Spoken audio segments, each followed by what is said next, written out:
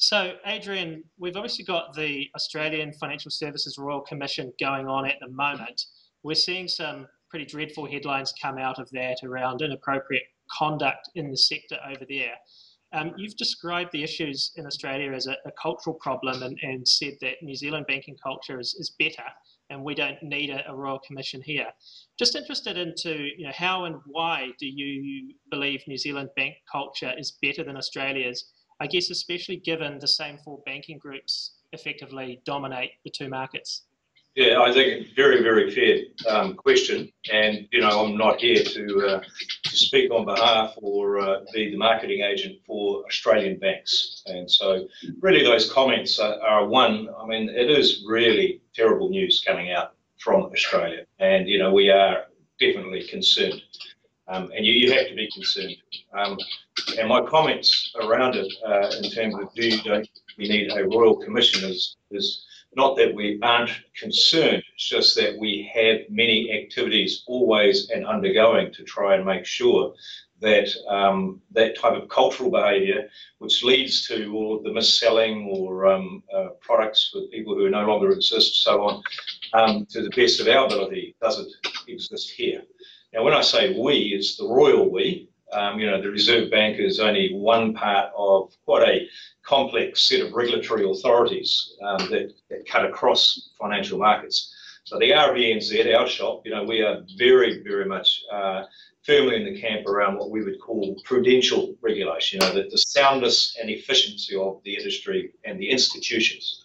And so that is as much around the onus that we put on New Zealand bank boards, who are chaired by New Zealanders for the purpose of the New Zealand bank only. And we have a lot of attestation programs as well as follow-ups through our own on-the-ground work to say, how are you as a board ensuring that your management is correctly incentivised to do the right thing? You have adequate capital, you have adequate concern over the various risks that exist for your banks. And so the onus is very much on the board, through their own self-discipline, through transparency around market discipline. We make a lot of material, and as you're well aware, we're going to be publishing even more material soon, so you can look at the relative soundness of the banks, actually both in an absolute sense, how much capital has each bank got and so on, as well as relative to each other. So that is the market discipline. The regulatory discipline for us, is only the third leg, and that is about where we say, how did you get comfortable with that statement? What proof have you got? How do you know bad news as well as good news is being fronted in your bank, and how show us how you're learning and behaving? That's only the RBNZ. You've then got the Financial Markets Authority, and you've got the Commerce Commission, you've got the Banking Ombudsman, all have very specific tasks. A lot of what's going on in Australia at the moment is really sheeted down around, I suppose, what the Financial Markets Authority here would be involved in. Are you representing yourselves properly to consumers and investors? And if not, why not? How is that manifesting? So we're working, it'd be false to say that, sorry, not my patient, go talk to the other regulator. All of our regulators are working together around the wider underground issue of what is the culture. If you've got a bank that is mis-selling products, well, then you really start to wonder about, are they misrepresenting the way they manage risks? And then there's that a prudential concern. And so these are the issues. You can't just separate each of these issues because you've got to look at all signals. So I am concerned. I don't believe there's a need for a Royal Commission because I believe that there is enough people on the ground doing the work. For a Royal Commission, we have to have a real sense of what is the purpose of that commission. Is it just some kind of McCarthy process? What is the purpose? How is it effective relative to what is already being done? And importantly, what are the banks doing right now? And I certainly know there will be not a single bank in New Zealand that is not, at the moment, really checking every cupboard for skeletons here in New Zealand. That is without doubt. This has really put the wind up the banks to say, hey, what is the alternative to sound regulation? It's a Royal Commission. So we're meeting collectively with the CEOs, we're meeting individually with the chairs, and we always do on a regular basis. Is a Royal Commission necessary? Yes or no? At the moment, in my personal view, no, but I'm not the one who would call one anyway. Look, we've got phase 2 of the Reserve Bank Act review coming up shortly. We haven't had the detail of what's going to be in that yet. But one issue that comes up, certainly with our readers from time to time, is that the Reserve Bank, obviously with the monetary policy and the Prudential Regulation responsibilities, but there's no explicit statutory objective to protect bank depositors or insurance policyholders. Just wondering, in your view, should there be responsibilities for those areas? Yes, I mean, first of all, just on the review itself, I mean, it's incredibly welcomed. You know, this Act is 30 years old. The world's moved on a lot, as you well know, and so has the way in which we regulate the banks. So, you know, I really welcome the opportunity that we can fill in some of these gaps. The first gap that I really hope is a proper, I suppose, you know, like for inflation targeting, we've got a clear target, 1 to 3% on average.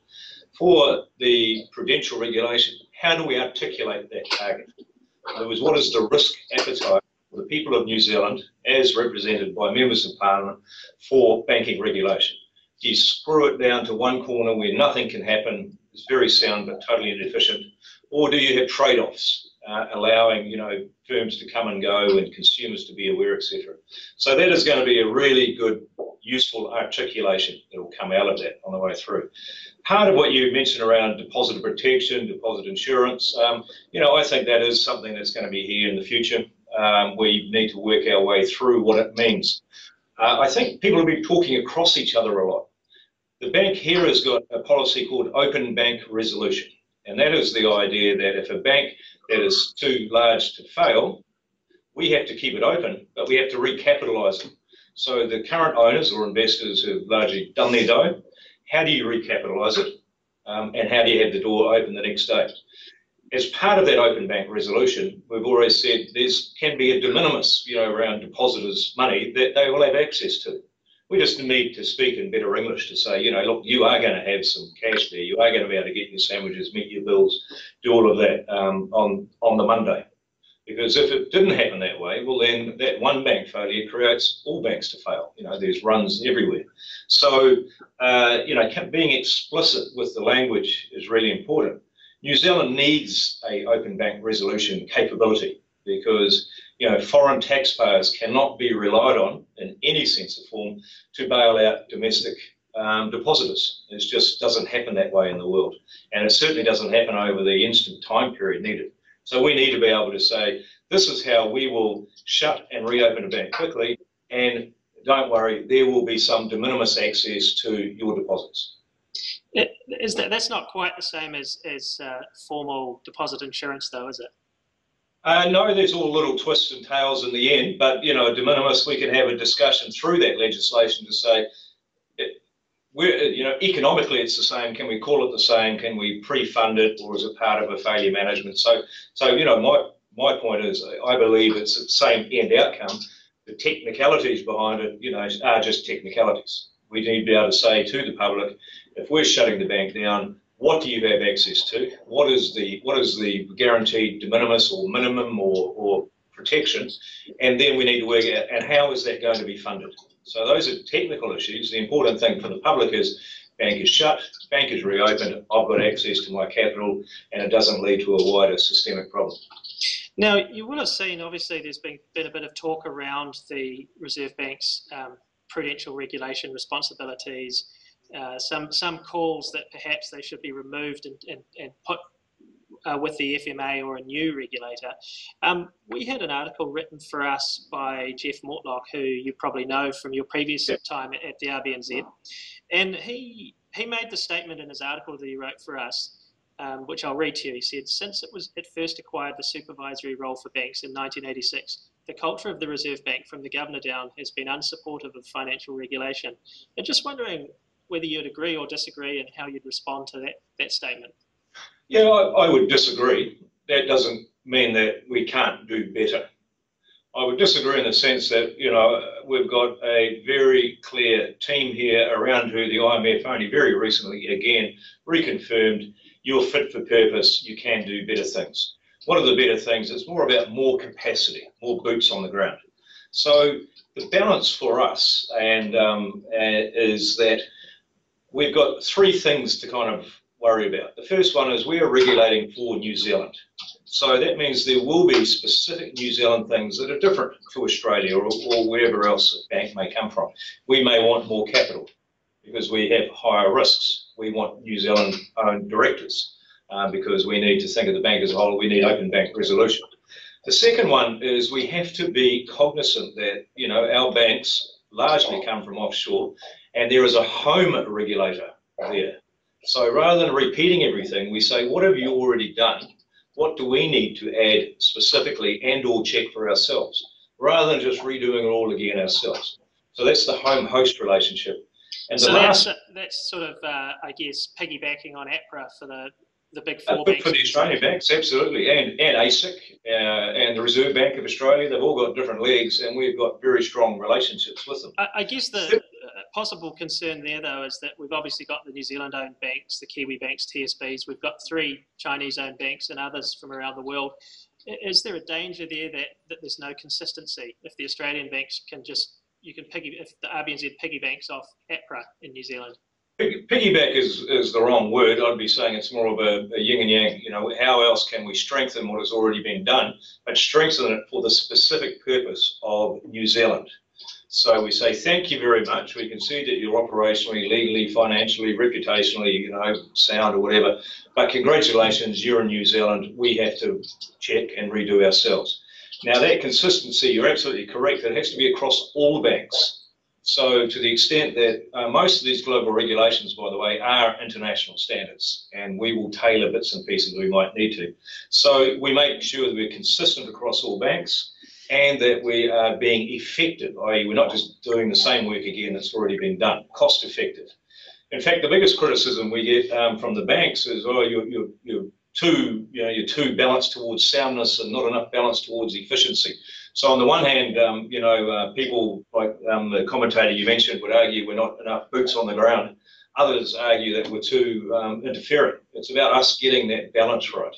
And that's that soundness efficiency. That's why I hope this legislative review gives us a better goal to calibrate towards. Having said all of that, what can we do better? We do need more capacity. And we've made that very clear. The IMF said, yep, we get it. You're very capable. You just need more capacity, i.e. more folk.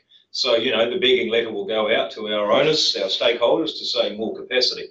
Stripping it from the Reserve Bank does not add more capacity. In fact, it runs risks, for example, of ending up with a small, narrow, very difficult to employ, attract, retain type institution that is not part of a wider, what I would say, living organism.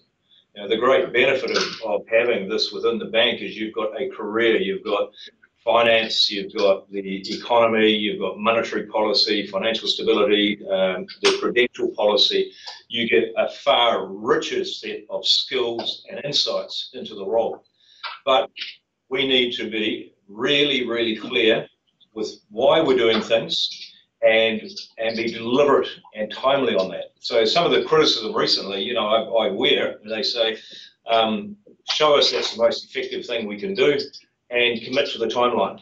And that's just basic service level. It's not about to what purpose or your capability. It's just saying, hey, work with us. In terms of the comments you make about more boots on the ground and more capacity, what are you likely to be asking for in the prudential regulatory space? How many more people do you need? What other tools do you need? You know, it's in the tens. It's not in the hundreds. It's in the tens if we stick to the broad type of 3-leg way we're working. And by that meaning, you know, still putting a lot of emphasis on market and self-discipline, but more follow-up and more regularity, you know, around just the oversight. The big challenge that happens for all New Zealand companies, it's just the same, we're no different than anyone else. All plans are done for business as usual. If you get the crisis that happens, then business as usual comes to a halt. We've gone through so many different events that getting the business as usual done is proving really hard. Banks are waiting for our capital allocations. Banks are waiting for our outsourcing. Banks are waiting for liquidity reviews, so on and so forth. Meanwhile, banks want a legislative review and banks keep falling over, you know, or companies will come and go, etc. So it's about saying, how do we build that capacity for the BAU and manage the unexpected. You mentioned the three pillars of regulation, the market discipline, self-discipline, and regulatory discipline. That's the long-standing Reserve Bank position. Is that still fit for purpose, I guess, in the now 18 odd years into the 21st century and post the GFC, and in particular around the director attestation side of it? That's obviously something the Reserve Bank relies on quite a bit for the directors to attest to the disclosure statements. Do you think this is still fit for purpose? I think it's fit for purpose. Can we do better at it? Yes. By the way, you say, those three legs, market, self, regulatory. The commentator you mentioned before was here in the early years at the bank, and most of the reliance at that point, in his informative years, was around market and self-discipline. The governor at the time was very hands-off around the regulatory discipline for good theoretical reasons, because as soon as a regulator, it's like having a chief risk officer at your bank. As soon as someone's given the name chief risk officer, they say, oh, that's good, it's all your problem now, we'll carry on as usual. As soon as the regulator walks in the room, they own some of the stuff that the management and boards should own. So you need to get that balance right. Over the last few years, we have gone far more towards that regulatory discipline, in part because of global necessities, in part because we have been, we need to be continuously convinced that the attestations and the market disciplines actually bite. They're actually working. So me just signing off on something, we will go and ask, how did you get comfortable to sign off? Show us your process, show us your positive attestations, show us how mistakes have been brought up to the board, all of those big conversations. But you can't just say, market and self, out you go, it's purely regulatory, because then we own all the problems, and I would go off and try and become a bank CEO because you've just given me a free ride. In terms of the attestation regime, there's no specific rules around how the banks must meet those requirements, or I guess prudential guidelines that say APRA would issue in any areas.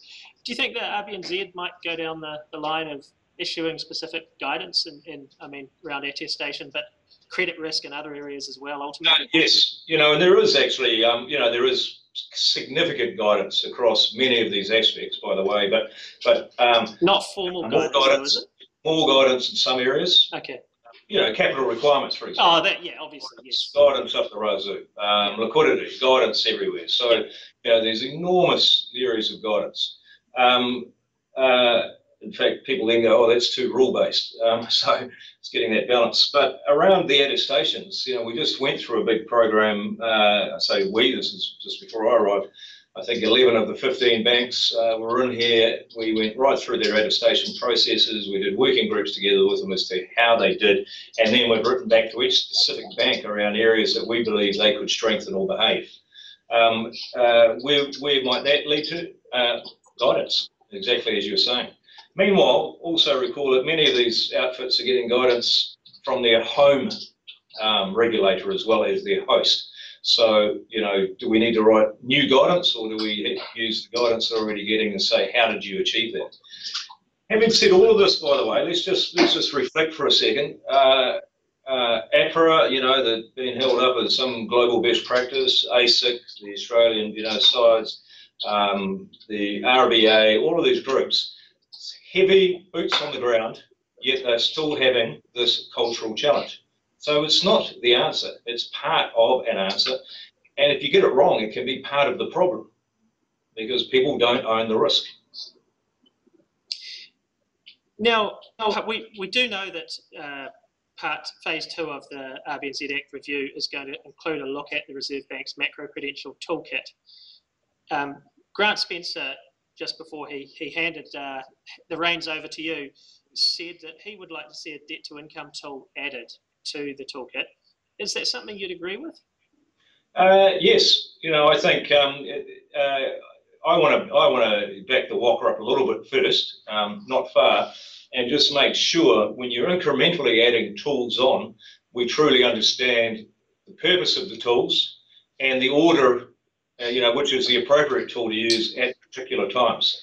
So when you look across our regulated tools, my first thing I want to do is drop the word macro-prudential. They're just prudential tools. Some are permanently in place, capital. Some cyclically vary, you know, business cycles. Some are adjusted by the, you know, where you are at any particular point in time, the interest rate, the LVR, and potentially, you know, debt to income type ratios. So they are just different prudential tools with different strengths and weaknesses to be used, you know, for different purposes. My concern always with a regulatory impost is to be able to show what is the failure that you're trying to achieve, what is the most effective tool, and have you got it calibrated right? Should it be on permanently or on and off, so on. And so, you know, what I want to do is come out with an effective menu of instruments. Does that mean they will always be on? No. You know, they will be used at different times for different purposes. At the moment, you know, we've had an incredible period of rapid credit growth, all going into mortgage lending. And so the LVR tool has been specifically aimed at that type of activity. What's the future problem? I don't know. You know, that's what's the unanticipated. So why wouldn't you have as many tools in the kit that you have and have real clarity around their purpose and when they're used? To use these tools also, you know, we need to have, they are very blunt instruments, they're right into the household. And so we need to have a very good understanding and public dialogue as to when they're being used. The RB was, you know, under enormous pressure around putting the LVR in place. And I think a little bit of that shows, you know, it's there, it's now, and now it's time to just take a breath and say, wow, that happened a bit quickly. Let's think hard around the remaining of these prudential tools. Are there any others you'd like to add to the toolkit? Any other tools? You know, there's we've got the core funding, which I think is fantastic, which is basically that banks have to have a certain amount of what I would call sticky funding. So rather, you know, when I was here 11 years ago, I think 90% of the funding, you know, so they were lending, they were borrowing 90 days, borrowing money for 90 days offshore and lending for 5 years domestically. Now, you know, when the music stops, it's all over very quickly. So that, you know, that core funding tool and how that is working, I think is fantastic. A lot more work and thinking needs to go around cyclical variation of capital ratios, depending on you know, the extent of debt or credit growth that's happening. I think, you know, more refinement there is useful. And yeah, you've got some of these other, you know, there's not a lot more tools, to be honest. The biggest part that I want is that a proper open dialogue for some of the real reasons that these types of stresses come. Is it financial literacy? Is it bank behaviour? And a fantastic T-shirt I want to print for the bank is being given a loan is not financial advice.